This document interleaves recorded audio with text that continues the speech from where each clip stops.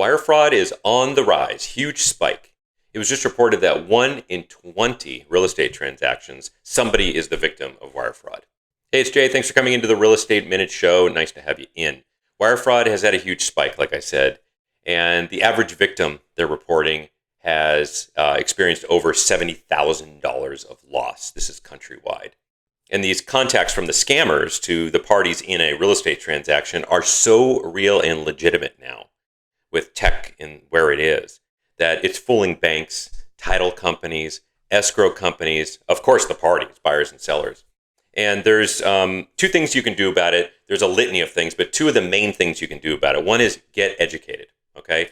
It's found in the same study that over 60% of people in a real estate transaction, a buyer or seller, are not educated by their agents or escrow company or anybody involved in the transaction about wire fraud and the steps to take to combat it.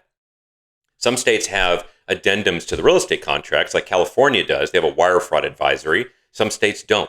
So you never even have the opportunity to see that on the title of a page, even if you don't read the whole thing, to see wire fraud advisory. What does that mean? Let me ask my agent. Let me ask escrow.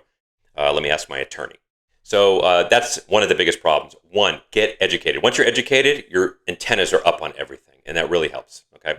The second thing is whenever you get wiring instructions, okay, which sometimes you'll get from an escrow company or a title company, they are going to be, sometimes these companies have it encrypted and you got to go into a portal, log in, give a password and that stuff to get in to get it, okay? That's great. It's a little safe.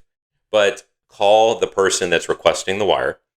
Ask them if they've requested a wire. Ask them to tell me. It's almost like they tell you to do when you get into an Uber or a Lyft. You don't go in and say, hey, my name's Jay. Are you here to pick me up? You say, hey, what is your name and who are you picking up? They have to tell you.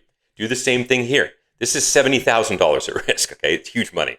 Have them read every line of the wiring instructions to you, the routing number, the account, the address of the bank, the whole thing. Have them read the address of the property you're purchasing as well.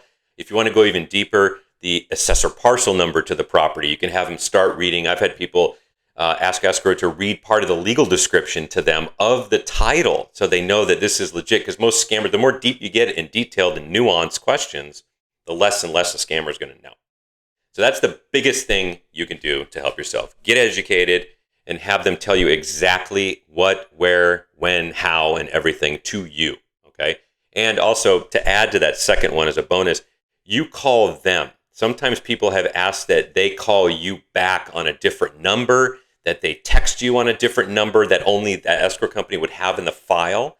So they'll keep like their spouse's number there, but only use their number as the primary, but ask them to text their spouse's number that's not used. The scammers wouldn't know about it.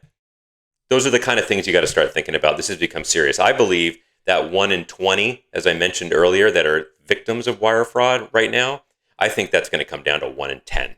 So we need to be really, really diligent. See you next week on the Real Estate Minute Show. Thanks for your time.